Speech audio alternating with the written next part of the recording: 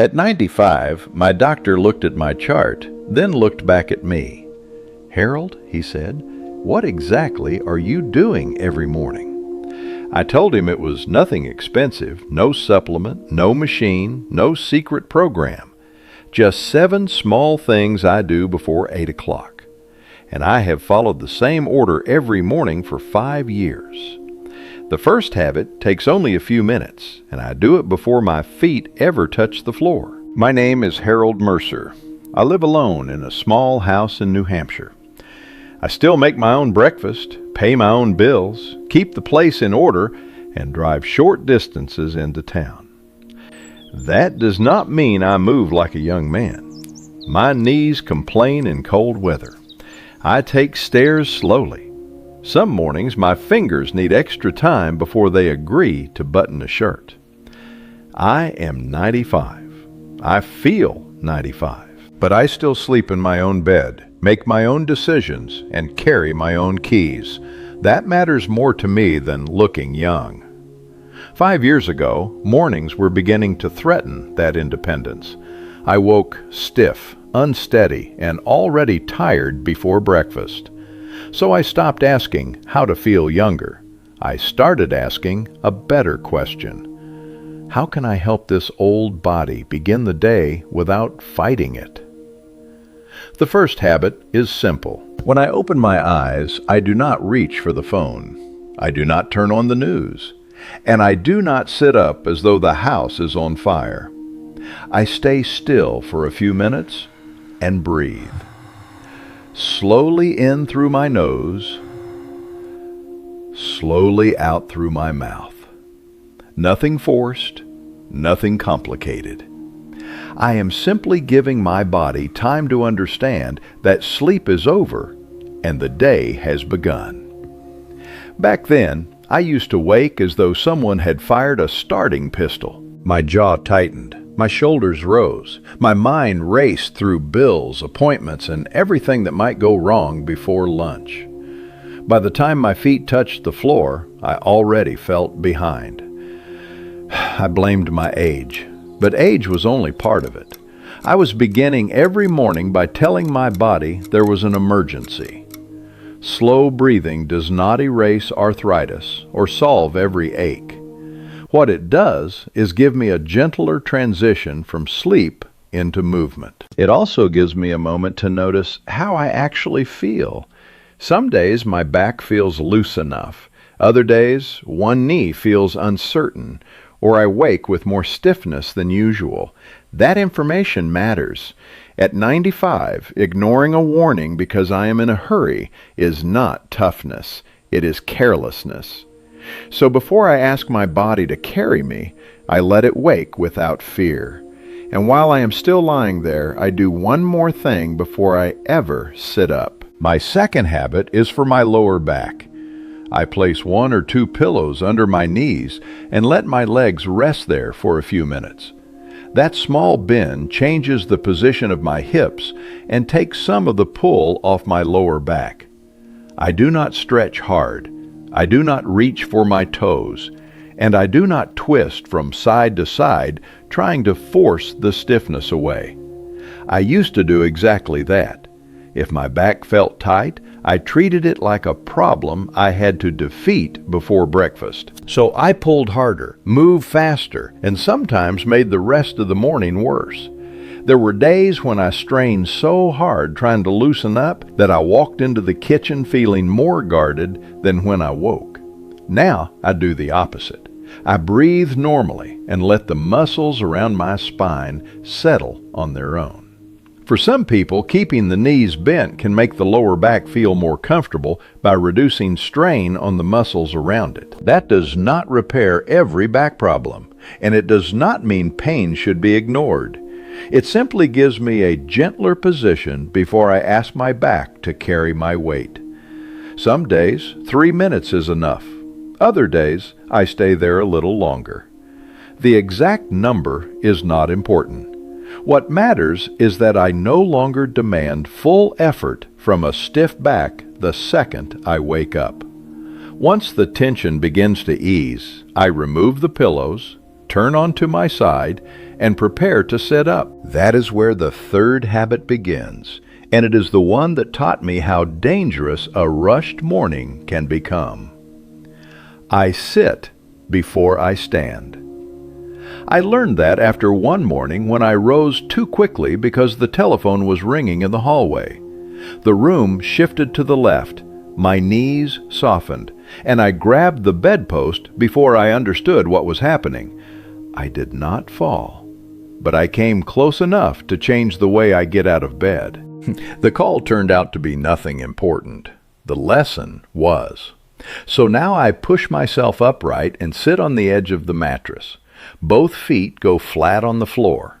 One hand stays beside me for support. Then I move my ankles.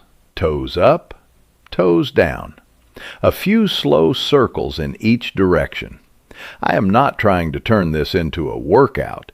I am simply waking the parts of me that will soon carry my weight. When we move from lying down to standing, the body has to adjust. For some older people, doing it too quickly can bring dizziness or a sudden feeling of weakness. I used to think pausing made me look frail. Now I understand that rushing is what put me at risk. I sit long enough to notice whether the room feels steady, whether my legs feel ready, and whether I need one more breath. Most mornings, that takes less than a minute. Then I place my hands where I feel secure, lean forward, and stand carefully. Frequent dizziness is not something to hide or push through. It is worth discussing with a doctor. Once I am steady, I make my way to the bathroom. That is where the fourth habit begins, in a part of the morning most people would rather not talk about. The fourth habit is simple. I do not rush or strain in the bathroom. For years, I treated it like another task to finish quickly. Sit down, get it over with, move on. That was not helping me. Now I make sure both feet are supported. When it feels useful, I use a small, stable footstool so my knees sit a little higher than my hips. It has to be secure and placed where it will not become a tripping hazard. Then I lean forward slightly, rest my forearms on my thighs, and breathe out instead of holding my breath. Most importantly, I do not force anything. At my age, pushing harder is not the same as helping. Sometimes it only makes the body tighten more. A comfortable position, steady breathing, and patience may make things easier for some people. But pain, bleeding, or a sudden change in bowel habits should not be explained away as just age. Those things deserve medical attention. For me, the biggest change was learning not to turn the bathroom into a fight. That may sound like a small detail. It is not. When bathroom trouble begins controlling your morning, it can begin controlling where you go, how long you stay out, and whether you leave the house at all. Nobody wants to talk about that until it starts shrinking their life. So I give my body time and let the process happen without turning it into a contest. Afterward, I wash my hands and head to the kitchen table. Before breakfast or coffee, the fifth habit gives me one more chance to pay attention instead of rushing ahead. The fifth habit is a gentle abdominal massage. I sit at the kitchen table, place one hand on my abdomen, and begin with a few slow circles. Nothing deep, nothing painful, just light pressure for about 2 minutes. I started doing this because my digestion had become unpredictable.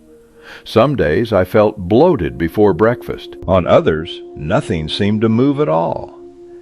My old answer was always more coffee. I would drink it quickly and hope my body caught up with my schedule. Sometimes that only made me feel more rushed. So I tried something quieter. I keep my breathing steady and let my hand move slowly.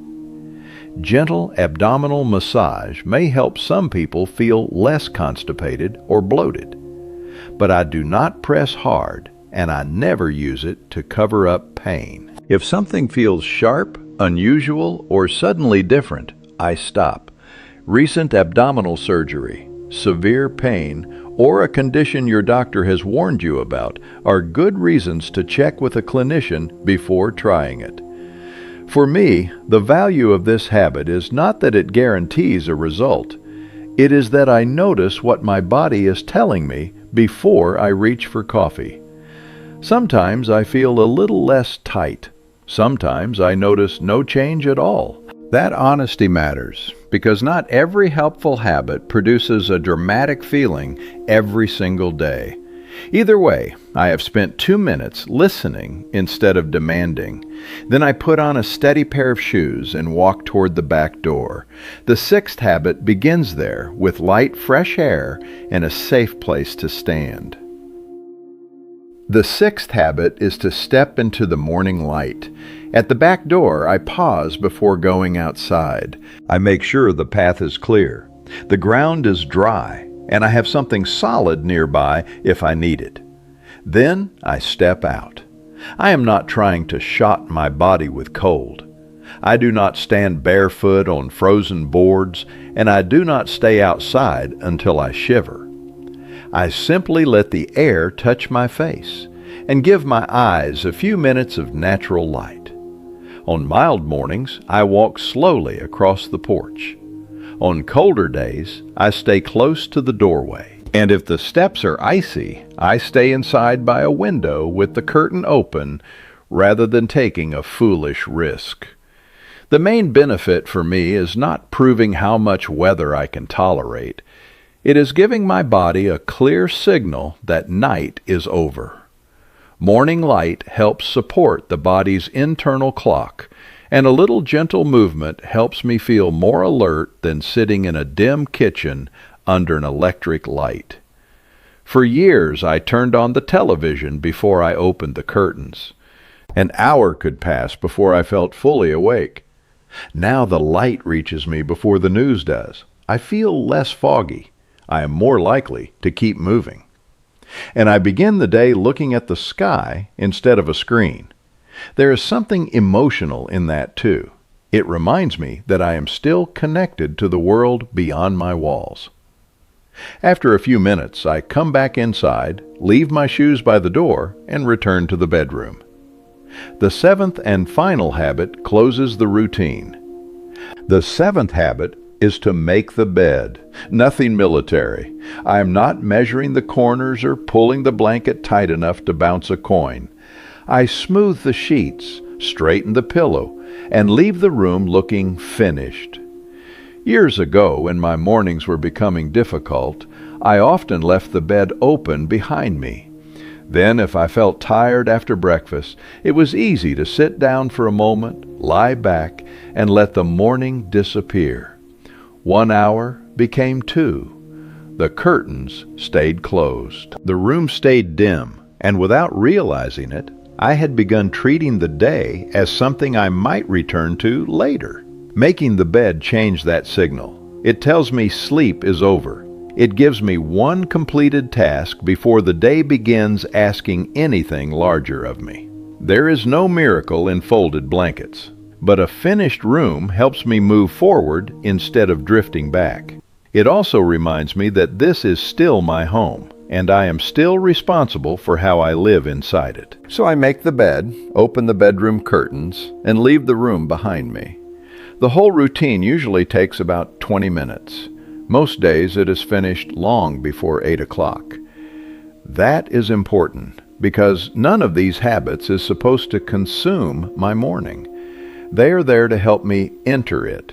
By the time I walk back toward the kitchen, I am not younger. I am simply more awake, more steady, and more prepared for the day in front of me. When I finished explaining all of this to my doctor, he nodded. What caught his attention was not some miracle number in my chart. It was the consistency. At 95, I had built a repeatable way to move from bed into the day without asking my body for everything at once. He did not call it a cure. He did not tell me these 7 habits had reversed aging. He said something much simpler. You have built yourself a safer transition from sleep into movement. That stayed with me. For years I thought I needed one powerful answer, one exercise, one food, one thing that would fix everything. But my mornings improved because I stopped asking an old body to go from sleep to full effort in a few seconds. Each step prepares me for the next. First, I settle my breathing. Then I give my back time. After that, I sit, find my balance, and stand carefully. The habits that follow help me move through the rest of the morning without forcing my body or losing the rhythm of the day. That is all the system really is. A calm beginning, a steady middle, a clear finish. It is not made every morning easy. My knees still ache. Cold weather still slows me down. And when something feels wrong, I call my doctor or someone I trust. Routine is not a substitute for judgment. But most mornings, I begin with less fear and more control. That is what independence looks like to me at 95. Not pretending I need no help, not proving I am stronger than age, just giving myself the best chance to remain part of my own life. Tomorrow morning, do not try to copy all 7 habits at once. Choose the one that fits your needs best. Maybe you breathe before reaching for the phone.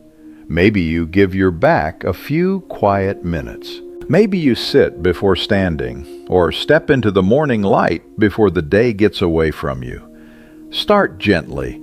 Pay attention to how your body responds. And if you deal with frequent dizziness, unusual pain, or a sudden change in how you feel, speak with a medical professional instead of trying to push through it. I am 95 years old. I do not expect every morning to make me younger. I only ask it to help me remain steady, useful, and in charge of the life I still have. Tell me your age and which of these 7 habits you will try first.